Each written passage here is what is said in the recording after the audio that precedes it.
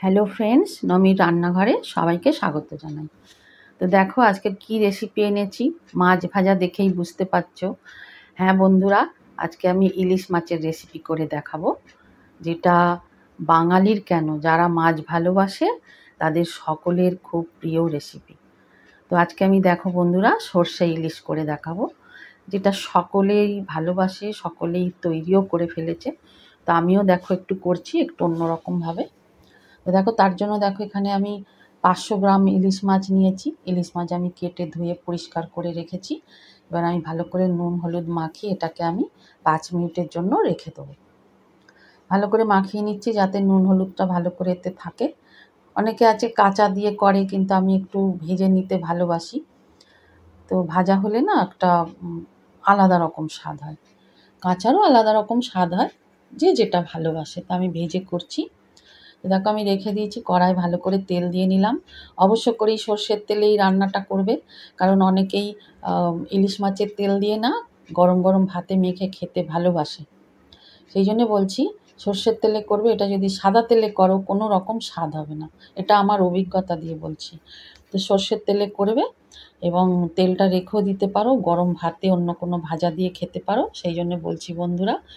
তো যাই হোক, দেখো আমি মাছগুলো সমস্ত ভাজতে দিয়ে দিয়েছি।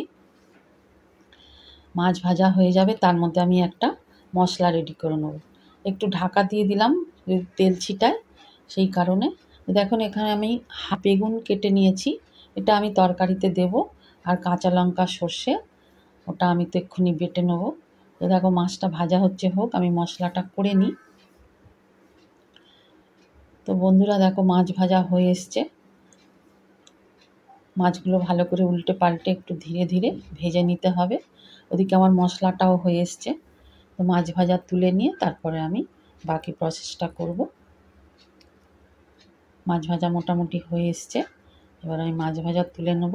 তার মধ্যে আমি মশলা রেডি, এটা দিয়ে আমি। তো দেখো বন্ধুরা, যে মাছ ভাজার তেলটা আমি কিছুটা তুলে রাখলাম, কারণ অনেকেই গরম ভাতে খাবে, আর তার থেকে কিছুটা তেল আমি এখানে দিলাম।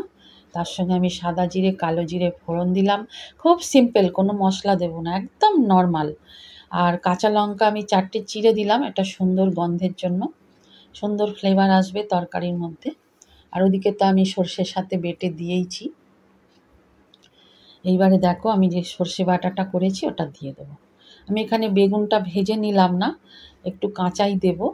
খুব পাতলা পাতলা করে কেটেছি, তো ওই সর্ষে ভাপা হয় না, সর্ষের দিয়ে অনেকে বেগুন ভাপা করে, ওই টাইপের আগে আমি করে নেব, তারপরে আমি মাছটা দেবো। তো দেখো, আর সর্ষে তো বেশি ভাজতে নেই, বেশি কষলে তেতো হয়ে যায়।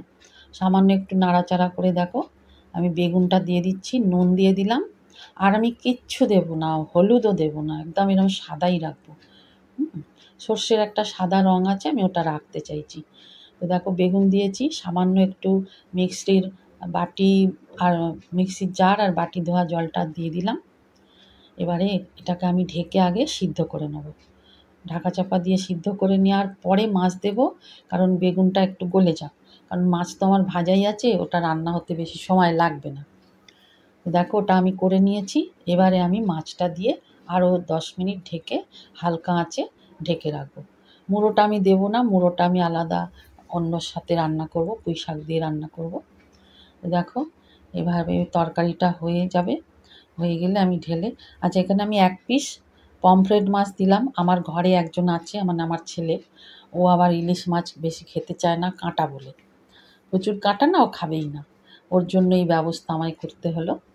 দেখো মোটামুটি হয়ে গেছে, একদম সিম্পল।